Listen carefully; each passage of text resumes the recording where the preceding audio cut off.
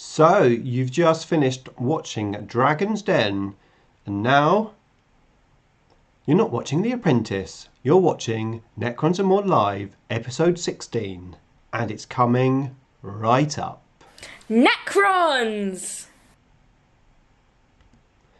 Nick speaking, and welcome to this live stream. Hello, everyone. I hope you're all doing well. So, yeah, The Apprentice is on and you're not watching it, you're watching me. So thanks very much, because if I wasn't doing this stream, that's what I would be watching. However, thank goodness we have things that can record the television, or at least you can even watch it on catch up these days. So yippee! Anyway, let's have a look and see who is in the stream today, because I've got a very special stream dedicated to all you hardcore watchers, so it's going to be a great show. So we have Mark Kirby, he is in the house, and I do actually have a poll which you will see at the top of the chat box where I'm asking how many of my live streams have you watched, and at the moment we've got 69% with less than 5, but we have a whopping 15% who have watched all 16 episodes. This is the 16th one, so yeah, thank you very much for joining me. Right, can everyone hear me? Let's get some chat in the box. Tell me if you can hear me. Can you see me? I hope you can see me, because I've got my new lighting system for the stream. So in the previous stream, you may remember that I videoed the other end of the table with the kitchen in the background, because I had my lighting set up for videos that I was making, and I felt the video quality was a lot better in that stream. So what I've done is I've got that video light, and you can see it there. It looks very small. How do I get to it? There you go. It looks very small there, but it's quite far away on the other side of the room. But I think overall the video quality is a lot better. But yeah, let me know if you can hear me and if it looks good. We have Craig Holand. He says evening. Good evening. We have DWOW DWOY1. Hi, he says. Hello there. So what have I been up to January? And what a long month January has been, at least since I got paid last. Because we get paid a week early before Christmas, so it means it's a 6-week month before we get paid. So yeah, it was a long month. Plus I had to work some extra hours down to everyone taking holidays after Christmas. And as you may recall, I had a funeral to go to as well. My fiance's father sadly passed, so beginning of January we had all that happening. My daughter's birthday was no, not my daughter's, my mum's birthday was in January as well, January the 12th. So it's been like a really busy month. I'm in many ways quite happy that it is now February, and a nice short month as well, so only 4 weeks till payday again, which is good. We've got looks good, sounds good, thank you very much. We have Dino Dave in the house. Hello Dino. The votes are coming in. Thank you very much for voting on the poll. Really appreciate it. All the feedback that I get is very, very useful. Now, as always, I have some notes here, so let's have a look. Okay, so what I want to tell you all, everyone who's watching, to pay special attention to tonight's stream, because later in the stream I am going to be asking a question about something which I've said, and that question, if you have the right answer, could be pretty good for you. So make sure you listen carefully. I'm excited. Hopefully you are too. We have Runwolf. He says hello from Germany. Hello Germany. How are you doing?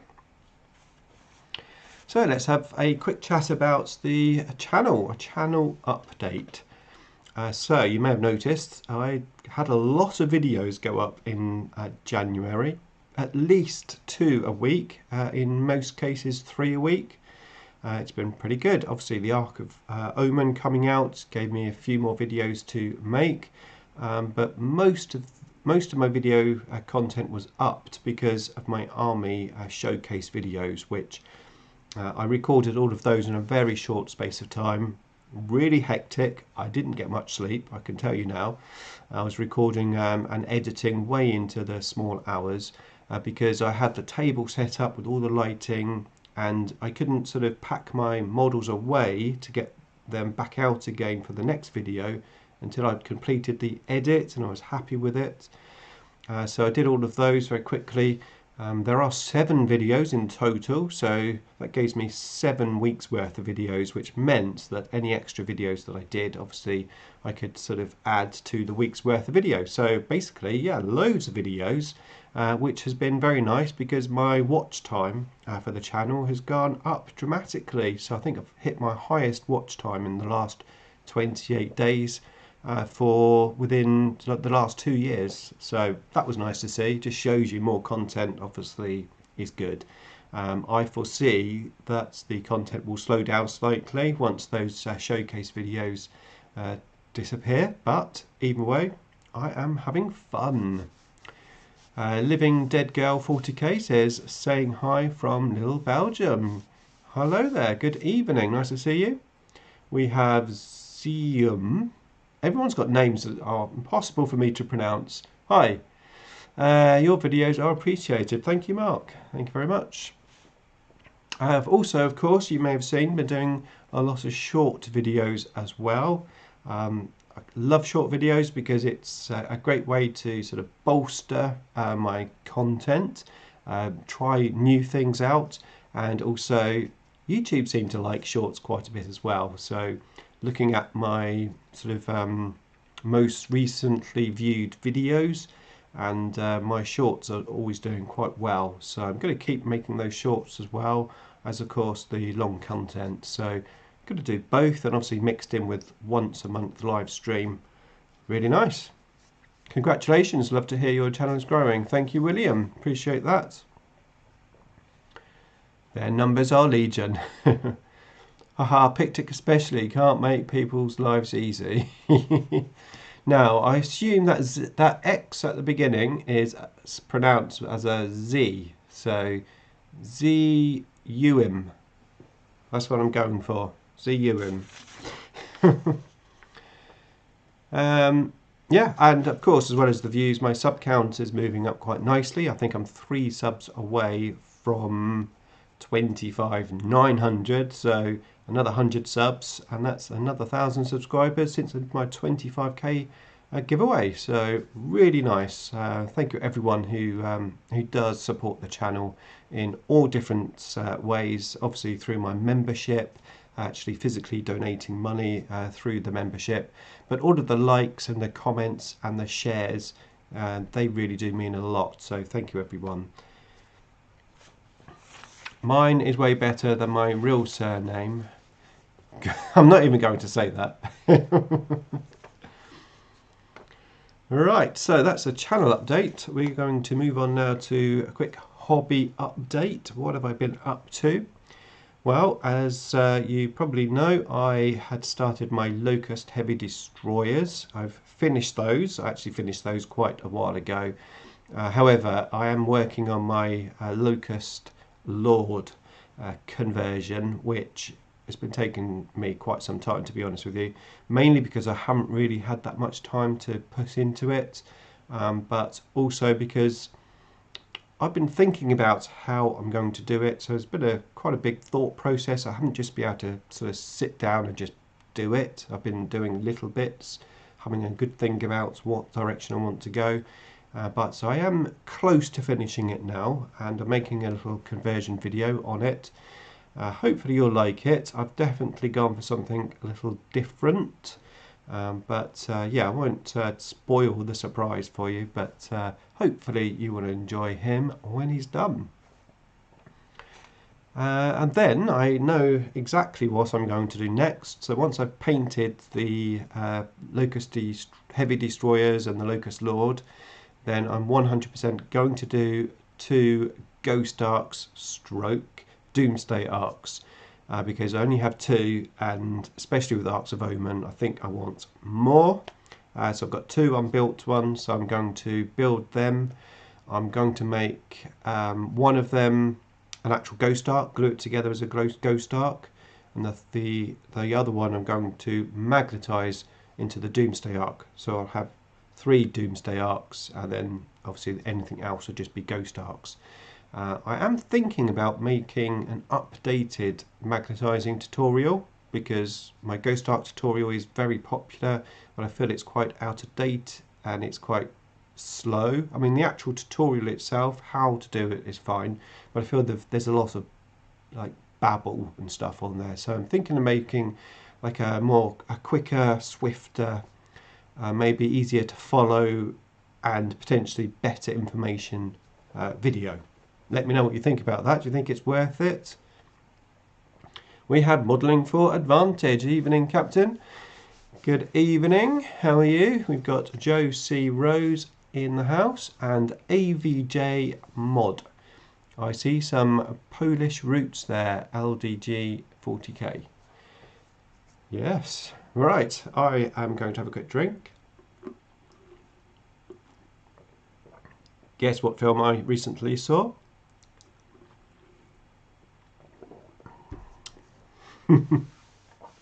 That wasn't the question.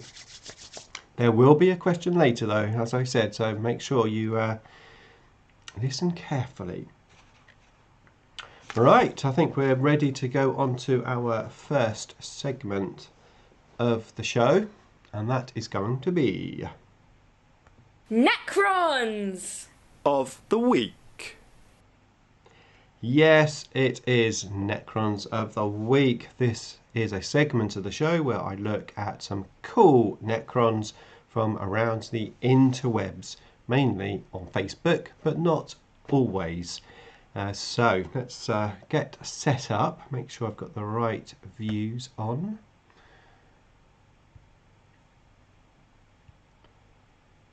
Okay, we are ready to go. So here is our first Necrons of the week. Ta-da!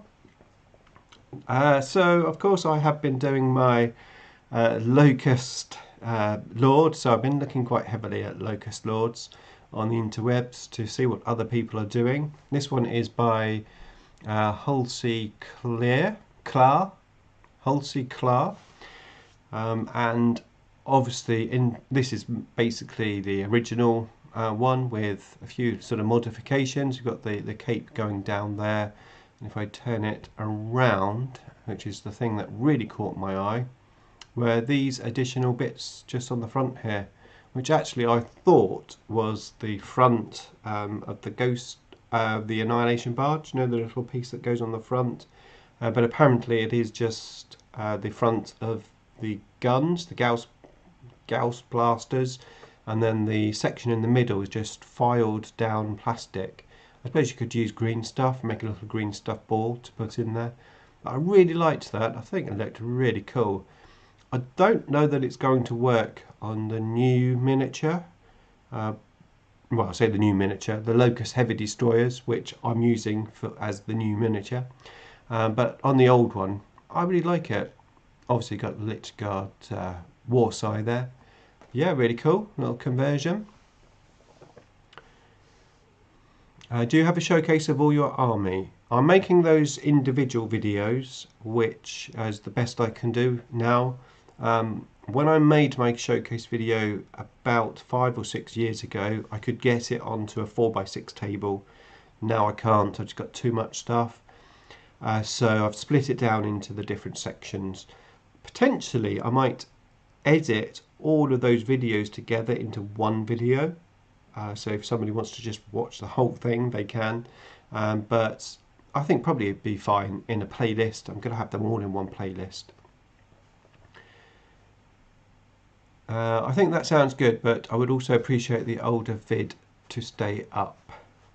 Yes, oh yeah, I wouldn't take the old video away because I think it's currently my 3rd most popular video. But just like an updated version, and potentially if I could link the old video to the new one so they sort of cross over, can send traffic either way, that could be useful as well for the channel. I agree about these bits. Yeah, really cool idea.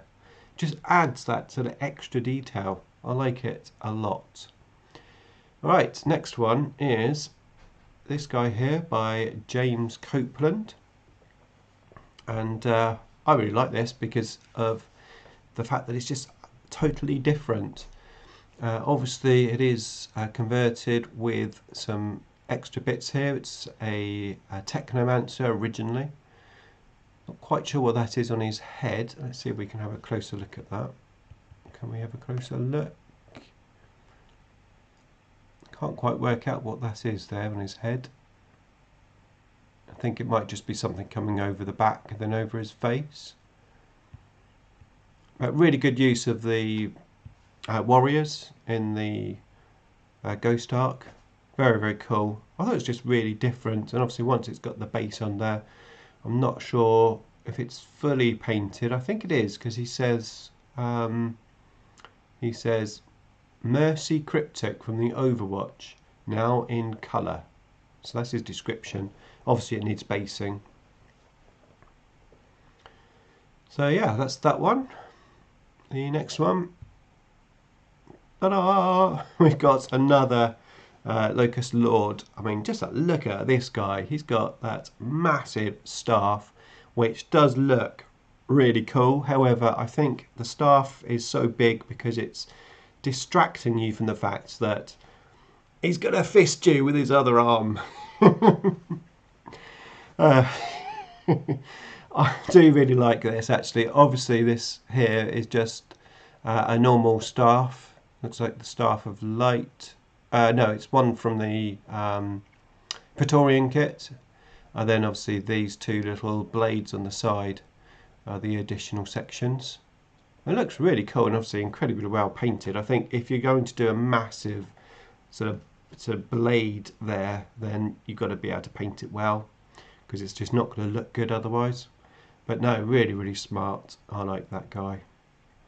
This is by Walter Palermo. Walter Palermo. What do you think of that guy, guys? Just having a look. So I've got to do that with my glasses because I've got my varifocals. Yeah, it's a very cool paint scheme actually. Like a really darkened bronzy colour. I'm working on an Overlord with a real opal gem in his hand, and his foot stands on real pink homegrown crystal. That sounds really cool. I'm starting Necrons, Zerican scheme. Nice videos. Thank you very much. Good to hear you are starting Necrons, and yeah, Zerican, very cool colours. Okay, next up we have this guy, which I was going to bring to your attention. So this is by definitely a name I cannot pronounce. Poor Horolu Dea of something. So I cannot pronounce it. Half of those letters aren't even in the English alphabet. Anyway, on to his conversion. Obviously they're doing some energy effects coming out of the tester gun. It looks like he has used paper clips like I did with my conversion with the resurrection orb, and yeah, it looks really cool. I think if this was my conversion, I would try to have the wires like straighter, well, not necessarily straight, but just sort of coming out in a straight line rather than sort of arcing upwards. I think it looks slightly odd, the fact that it's arcing upwards, so I'd have it sort of coming out straight. But I've seen quite a few sort of conversions recently with sort of energy effects coming from guns, from the front of guns. It's a cool concept. Obviously it's a lot of work. You don't necessarily have to do it for all of the models in the unit. I suppose you could just do it for a few. But yeah, it looks really cool. What do you think? Can I send in a pic via email? I don't use socials. You certainly can. Yep, my email address is idicbeer@gmail.com. So yeah, just send a picture over. No trouble. Right, next up we have the, well, what has become now the traditional Void Dragon, because there seems to be a Void Dragon every week. However, this guy, how cool is this guy? There's several pictures actually. Just rotate him round. There we go. The whole army by Sean Smith. are in these similar sort of bright colours, very contrasting colours, and I thought it looks really, really cool. There's this Triarch Stalker, for example. I think we've got some other units. There we go, yep. The Reanimator. And we've got the Spider. How cool do they look? It's almost like they're at night time and it's just like the lights reflecting off of the body. So yeah, I really, really liked these. But obviously the Void Dragon was the main one we were going to focus on. Going to try and, let's get the other picture again. Try and zoom in. There we go. I mean, even the highlighting around this area of the face with the different colours. Very, very cool. Very different. And I always like to see the Void Dragon painted differently. I mean, it's totally different from how I painted mine with the white colour. But yeah, really, really cool. And that does bring me to the last Necrons of the week. So let's go back to standard camera. Here we are. Hello, everyone. Did anyone guess what movie I saw recently? Anyone guess? Yeah, my daughter and I went to see Avatar in 3D. She's seen it 4 times now. I've only seen it once, but yeah, really good. Enjoyed it a lot. Obviously, I'd seen the first one in 3D originally. When I saw it the first time, I thought it was the best film I'd ever seen. I really, really liked it. However, when I saw it again on the telly afterwards, I didn't quite enjoy it as much. I think it's one of those films you just have to watch at the cinema, and watching it in 3D as well, just like really good. I enjoyed it, and we're looking forward to the next ones, because I think there's another like 3 or 4 movies coming out. Avatar: Way of the Water, correct. Barbie. I have seen some of the Barbies. I must confess, I've got 2 daughters. I always hear his daughter Necrons in my head. It's stuck. Necrons! What, like that? Right, okay. So, let's move on to the next segment, shall we? So, as you all may know, I have, and I still have, this big box of Necron goodies. This was my 25,000 subscriber giveaway box, which the winner didn't claim, and then the second person that I drew out the name to win it didn't claim his prize. So I still have it, so I'm going to keep it for myself. No, I'm not. I'm not going to keep it for myself at all. What I may do if it doesn't get claimed tonight, because if I can find the right button. Time to find out who won. I am going to give this box away tonight in the live stream. How about that? I need to get rid of it. It's in my bedroom at the moment, just taking up space, and I need to find a winner who I can communicate with straight away, which I can do in the live stream, and then get the parcel sent out. So yeah, how about that? Now, hey, we have a new member. Thank you very much. Necrons! Thank you for becoming an IDICBeer member. So let's have a look, see how we're going to do this. Right, so I have a question. It's going to be a 1-word answer, and the first person who types it in the comments will win this box. So I'll give you a minute to warm up your fingers or thumbs, however you're going to type. And yeah, we'll find out if we can actually get a winner.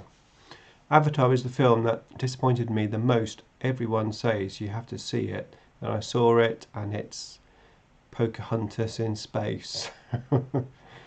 Well, each to their own, of course, but I loved it. I thought it was brilliant. Right. So here we go then. Are you ready? Here we go. What was the Locust Lord with his big weapon going to do with his other hand?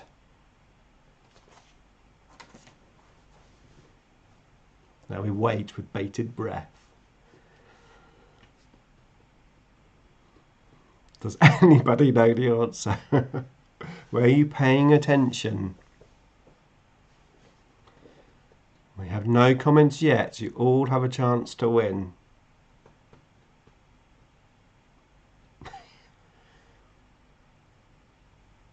Yes, we have Dino Dave, who says fist. He's going to give you a fisting. Dino Dave, you've won. You've won this box of awesomeness. Loads of cool Necron stuff in there. All you have to do is just email me with your address. So email is idicbeer@gmail.com, or you could message me on Facebook or Instagram or Twitter, wherever you are. But yeah, get in contact with me and I will get your prize out. There you go. How about that? Sweet. Hopefully I can get rid of this now, because it was taking up a lot of space. We have lots of well done Daves. Dave hasn't replied yet. Maybe he's on the floor. No, he's up. He's up. Awesome, will do. Excellent. Thank you. May I ask what country you're in, Dave?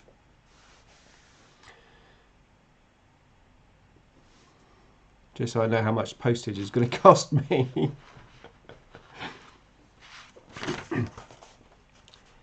Okay, let's have a look. We're going to get ready for the next segment in just a second.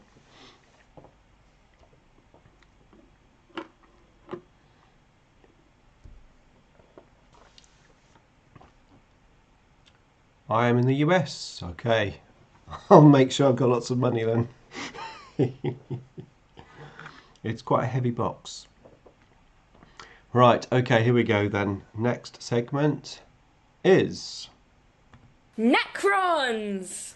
Tactical Corner. Yes, it is the tactical corner time. So, if you are new to the stream, what I've recently been doing is recording a video basically in the live stream. So we're going to make a little segment that I can edit together and then make into a separate video, because it gives me more content, and because not everyone watches the live streams. At the moment we have 22 people watching, so yeah, not a huge amount, but I do appreciate all of you that have been watching. So yeah, there you go. Right, I have my notes.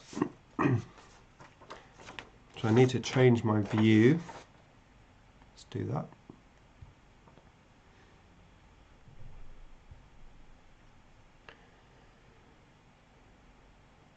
Right, bear with me a second. Time to find.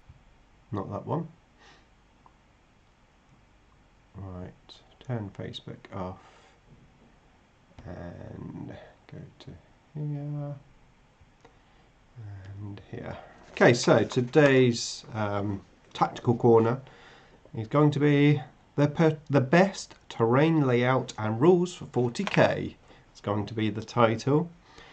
So we're going to talk about terrain, really, because, well, it's been something I've been wanting to talk about for a while on the channel, and I thought this would be a good opportunity. So here we go. It's going to be slightly different because I'm going to be recording it. I'm going to be doing it as if I'm making a video. It usually works out quite well, trust me. Right.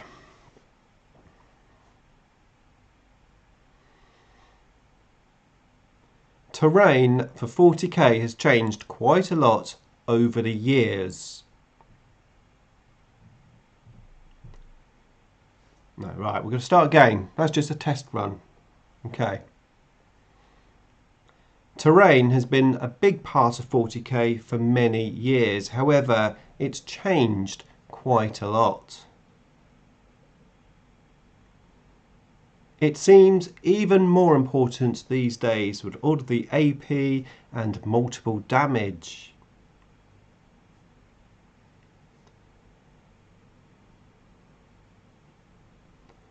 I've played a lot of games in 9th edition and we always try to make the terrain as fair as possible.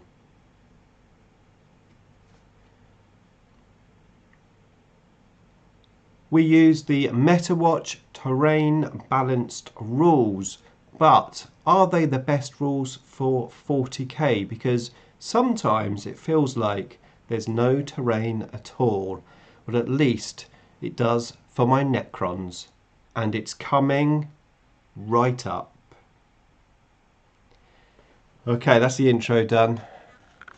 That's the intro done.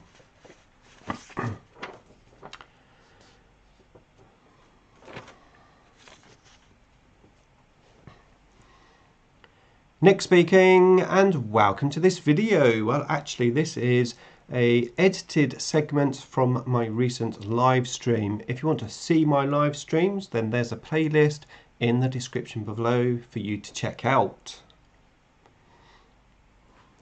I'm going to start that again because I'm fluffed it. Throw it on the table and play as it lays. That's always a good way. Nick speaking, and welcome to this video. Right, there's oh, start again.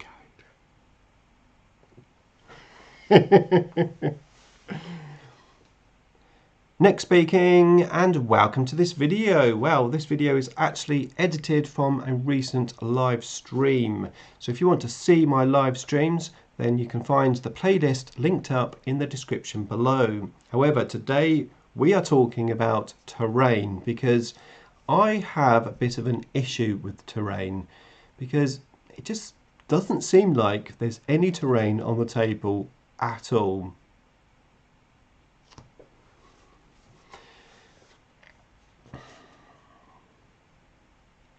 Right, okay, here we go. I have quite a few terrain sets.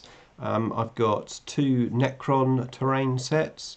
I've got a Cities of Death terrain set, although that's around my buddy's loft because I don't have enough room here to store it.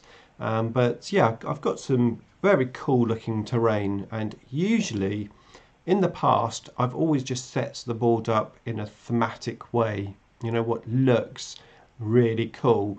And it's fair to say doing it that way you do end up with sometimes a board which could be sort of more biased to one type of army or maybe to the side of the board. So understandably, Games Workshop released a post on their MetaWatch about balanced terrain rules. So let's have a look at that first.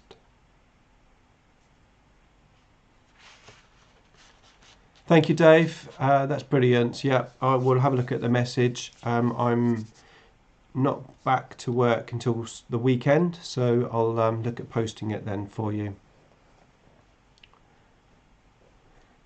Okay, so let's go to this view, which I previously set up.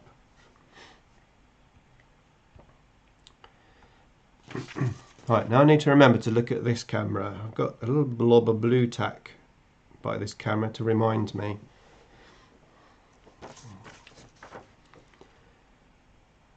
Right, let's go here.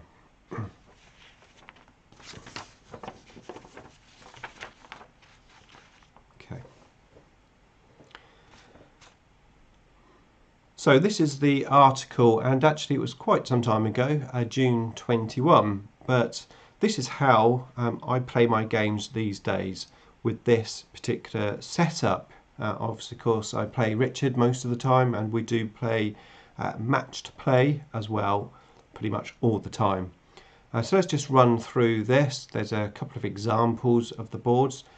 Incidentally, I like the way that you've got the perspex floors, so you can actually then have an exact sort of area where the terrain sort of should be. It's a pretty cool idea. There's two different setups, and we've got the two setups listed just below.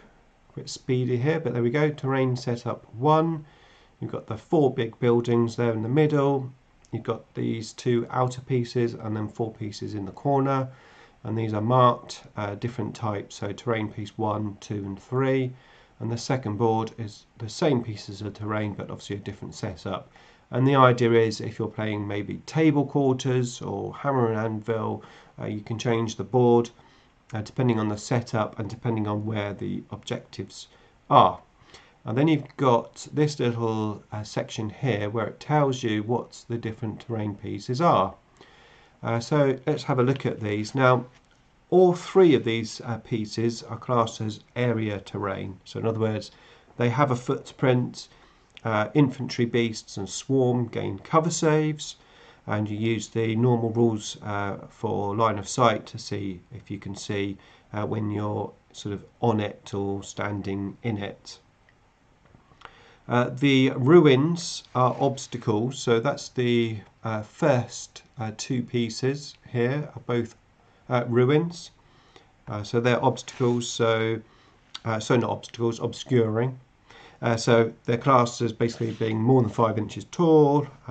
You can be seen if you're touching it or if you're in it. You can be seen if you've got more than 18 wounds. And then all 3 of those segments are scalable, so only infantry, beasts and swarms can go in it, apart and fly, of course. All 3 are breachable, so infantry, beasts, swarms can go through the walls. Fair enough. They're all the ruins are the light cover, so you get +1 for cover save against ranged attacks. So that's basically terrain pieces 1 and 2. So that's the main sections, the 4 pieces and the 2 brown pieces. The green pieces here are slightly different, but most of the board is basically these rules. The small pieces are classed as dense cover, so that's basically it's a -1 to hit for ranged weapons if you shoot over it. The small pieces have difficult terrain traits as well, so it's -2-inch movement unless you're fly. And that's it. I mean, they're basically very similar pieces. You've got the 4 dense pieces, which, to be fair, on the side, I mean, these ones in the corner of the board hardly do anything really, but on this table it's quite useful if you're shooting. So in this gap on the edge of the board, you can then obviously claim -1 to shooting if you're shooting over there. So that can be quite useful.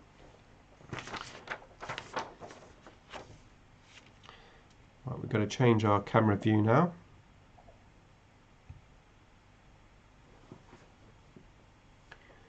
If I have missed this, I'm going to be fuming. Right, let's change the camera angle, and I'm going to turn the subscriber loop off. Oh, I never had it on, so that's all right.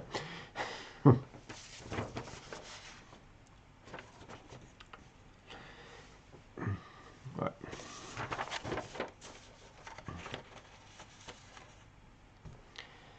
So everything seems good there. It's the same for both players. There's no sort of one-sided terrain rules. You can have right. Starting again. If you've just joined the stream, then I'm basically recording a video live. That's how it works these days. So everything there seems good. It's fair for both players. Both players have the equal amounts of terrain on either side of the table. So there's no sort of unfair side of the board. If you have a thematic board, that really can happen. And that's what these tournament rules are for, so that you can just turn up on the day. Each table has effectively the same terrain, you know what you're walking into, and it's the same for both sides of the table.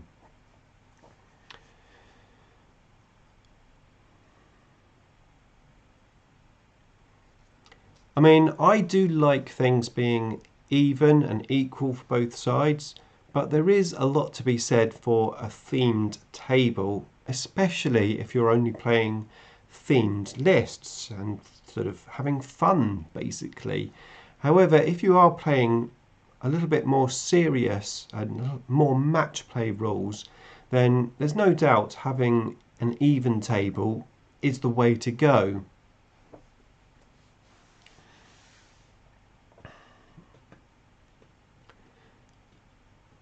Right, yes. There's no doubt that having an even table is the way to go. However, I'm having some difficulties with this match play table. Lots of units can assault through the walls, so I don't feel that protected from the terrain. Plus, if a unit's assaulting you from behind a piece of terrain and they're not touching it, that means you can't overwatch them. And Necrons like to overwatch, especially with our guns. We play it so that if you're touching the piece of terrain or you're in the piece of terrain, the piece of terrain has windows in it, so that basically means that as soon as you're touching that piece of terrain you can shoot straight through it, pretty much as if it wasn't there. We have a blanket sort of rule that all the buildings on the table are like that. It just makes things easier. There's no sort of like stooping down and trying to get line of sight. It's like they've all got windows. You can, if you're touching it, you can shoot through it. And it just seems really good for Richard, who has a very fast army. He on turn one, he goes to the middle of the table. He sort of touches all the pieces of terrain, and then he can shoot freely, and then assault me. And I've been struggling. And I don't think that this terrain setup is that great for more of an elite army. An elite army which is, or can be, slow moving as well. Yeah, I've definitely had problems.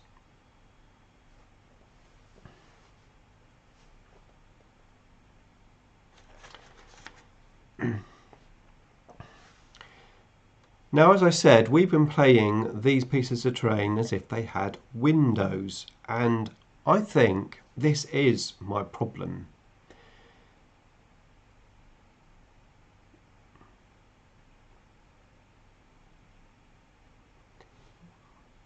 What if we played those pieces of terrain as if they didn't have windows, if they were a bit more WYSIWYG? In other words, if you're touching the piece of terrain or in the piece of terrain, you still have to have line of sight to your opponent to be able to shoot them. So if you have a building, maybe sort of a ruined building, and half of the building is sort of blocked out, the other half isn't, you touch a piece of terrain, you can only shoot on that section which isn't blocked out, so not the other side. At the moment, we're playing windows, so you can shoot anywhere you like.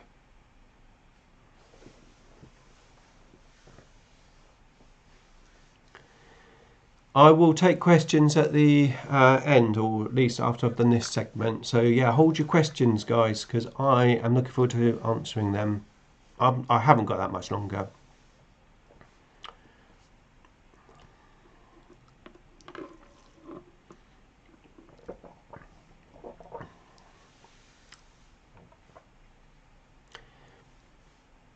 I'm very interested to hear how you play these rules, if you do play these rules at all. I mean, I know a lot of people just sling their terrain down and they just put their models down and just play a game. Obviously, Rich and I are playing sort of as much as we can, sort of tournament type format. But how has GW intended these rules to be? Because if you read them all very carefully, it's not actually that clear whether these buildings or ruins would have windows, or how much sort of blocking areas there would be in these pieces of terrain. Is it literally just based on whatever terrain you have or not? How do you play it? board up the window sounds like a fair solution.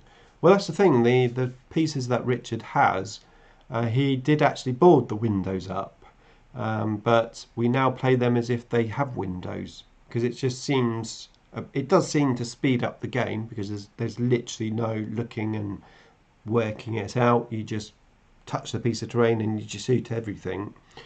But I think that's not helping my army.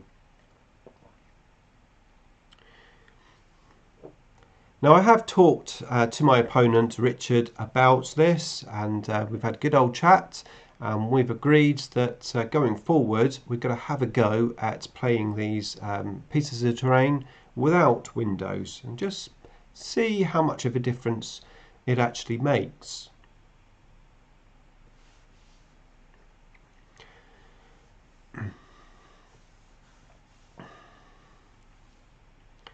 I have one more battle report coming up, which plays the pieces with windows, but from then on we're going to try with no windows. Got to start again. That's rubbish. Oh my goodness! Hello, Connor. How are you doing? I've got one battle report in the system coming up where we do play it as if it has windows, but our next few games we're going to experiment and try it without any windows, just to see how much difference it makes. I'm hoping it might just even the table up a little bit more, because as you know, I've been struggling against the Orcs, and whilst it's not necessarily a great matchup, and obviously we all know about the Necron issues, I do feel sometimes it feels a bit one-sided, and sometimes I could just be playing the game and literally the terrain is just like it's not there. So I'm really interested to see how it all pans out, and if you would like to see how it pans out, then don't forget to subscribe and turn on all notifications by hitting that bell button. In the meantime, if you want to see some of my battle reports, then here's a link to the playlist where you can check them out. There you go. I'm not going to go beep beep and beam out, because that's a massive glass window behind and there's nowhere to hide. So, aha, here we are. This is the man in the house. It's Richard, CM Wargames. Hello Richard, how are you doing? Does that mean I can run 3,000 grots? If you have 3,000 grots, yes. I look forward to see how that works out for you. Thank you. Yeah, it's going to be interesting. It certainly will be interesting. Right, how are we doing? So we've got approximately 10 minutes left of the stream, so I'm going to answer some of your questions if you have any questions. Let's see if I can find some old ones. So I saw a few questions pop up. Do you have any general advice for fielding big models like Monolith or the Tesseract Vault? Yeah, when Richard and I played a few games with some of the big models, we sort of agreed to move a few pieces of terrain just to make it possible to get the models on, because it can be quite difficult. The Vault's not too bad because it's effectively that flying base. So it's not too bad. Obviously, it depends how big the buildings are, but it is an issue when you have big models, just trying to literally field them. But yeah, Richard. I mean, Richard's a fantastic guy to play against. You know, he's very astute with what's going on the table and all the rules and everything. But he also plays incredibly fairly as well. So yeah, I mean, as I said, we've played before, and like, oh, there's not enough room for my monolith to go down that middle of those buildings, and we just sort of, you know, he agrees, and we just pulled the buildings aside so they can go down, you know, that type of thing. Because, you know, after all, we want to have a good game and it to be fun. The group I play with a simplified version of Games Workshop. Okay, board up the window sounds like a fair solution. Yeah. Where you said that one. Right. Can't wait to watch another battle report. Thank you, Connor. It is scheduled for next Friday. So yeah, I recently played the first Arcs of Omen list that I posted about. Played that last week, and the battle report will be next Friday, so not tomorrow but the Friday after. But yeah, came out well, the reports. Hope you'll enjoy it. Right. Any advice for a 1k list? Will you be doing any more vids at 1k?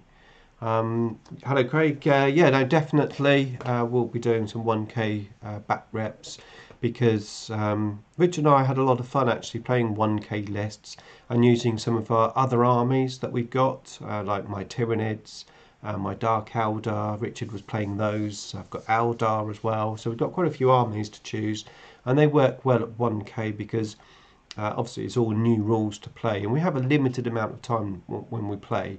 I literally drop Necron at school. I end up at his house about 9:15, 9:20. By the time we set up, we start playing the game and recording the battle report about 10 o'clock. We've got until 2:30. We've got to leave his house to pick Necron up. So we get 4.5 hours, which sounds like a lot, but when you're doing all the videoing as well, and packing up and putting the models away after, there's not a huge amount of time, so it can be a struggle sometimes to get a 2k army in. So yeah, it'd be nice to play some 1k lists. Do I have any advice? To be honest, not yet. I haven't even looked at a list. The truth is, I've been struggling with Arcs of Omen, probably because I've just not had enough time to really look at it. But I've got some ideas for some new lists, which I'm going to be doing, which are definitely just more fun based. So yeah, you're definitely going to see monoliths and warriors on the table, and I'm definitely going to be doing my 3rd edition list as well. So only units from the 3rd edition codex. That's going to be a lot of fun. Hopefully Richard won't smash me up too quickly. One from Anrakur, one from the Stratagem. Maybe I missed it, but how do you and Richard pick the pieces of terrain you use on the table? Is it done by an individual? Well, we use that Games Workshop setup, and we just use the pieces that we've got to match the setup.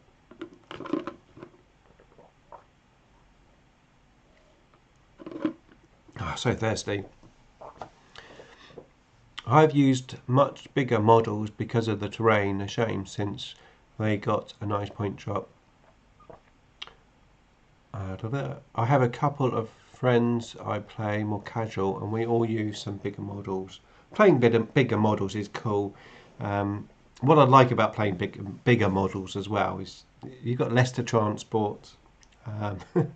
I've got one box with my 3 monoliths in. So if I play my monolith list, I could just pick up that box. There's that's half the army right there in one box.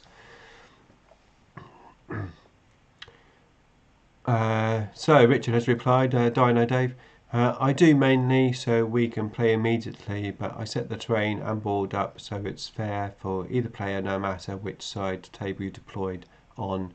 I'm not particularly shooty, so like line of sight.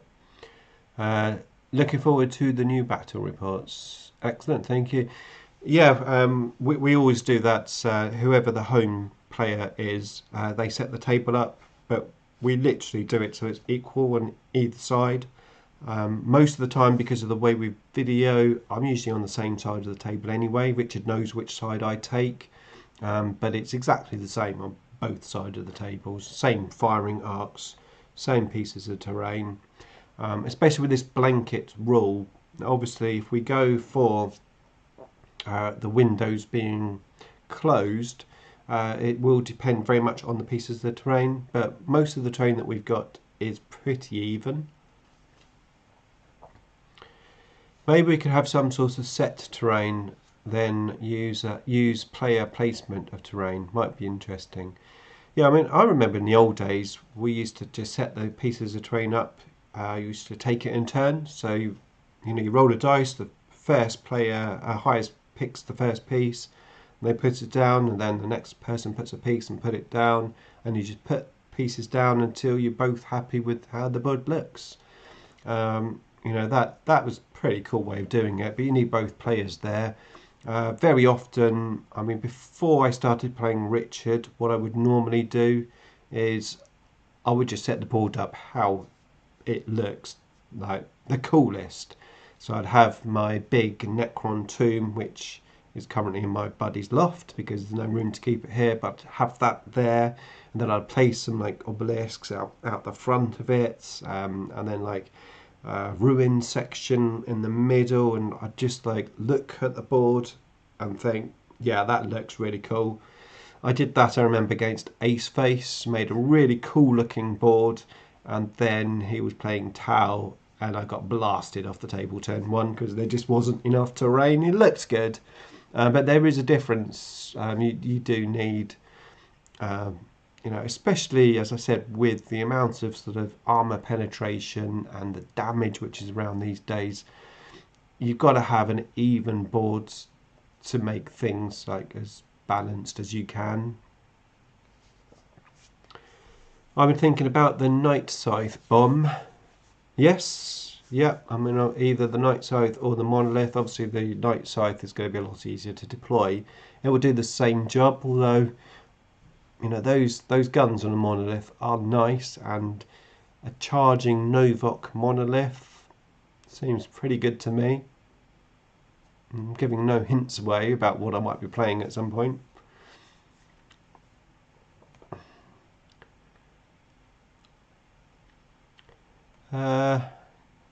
Craig, I'd look at how scoring is and build a list around secondaries. Yeah, I mean, talking of secondaries, I think that the Necron ones, Treasures of Eons and Ancient Machineries, are pretty decent. Most of our list builds are going to be able to do both of those quite well. Purge the Vermin, for me, is a no-go, especially with Orcs. But I think for most armies now, it's not good. It's not good. So you're going to be looking at something else, maybe like Bring It Down, something like that, probably. Again, it depends on your list build and maybe your opponent, but I think those are going to be the better ones to go for.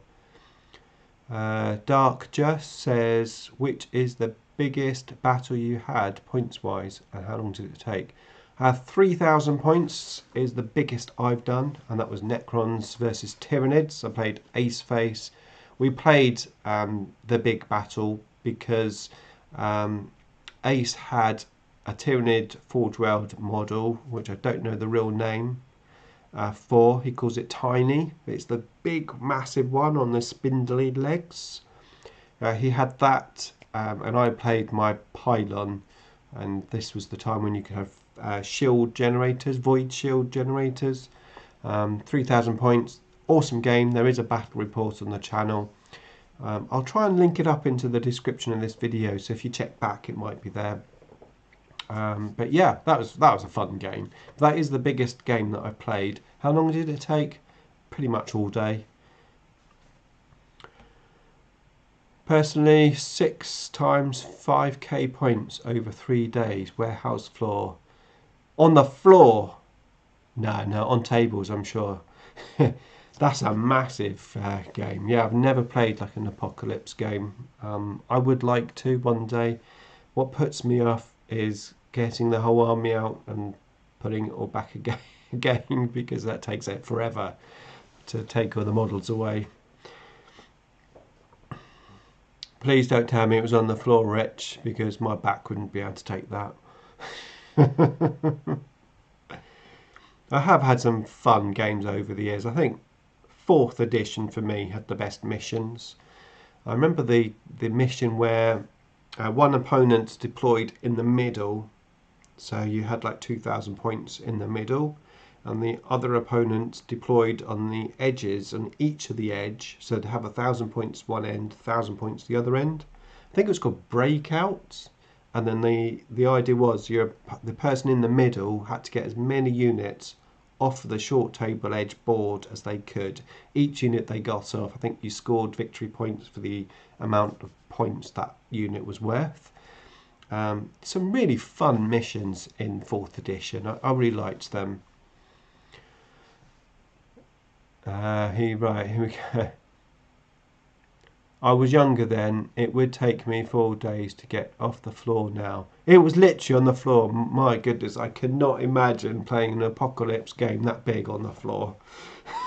I'm way too old for that.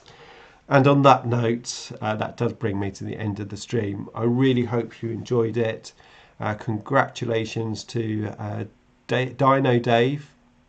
I will get your parcel out, and I'll hopefully see you in next month's live stream. See you later.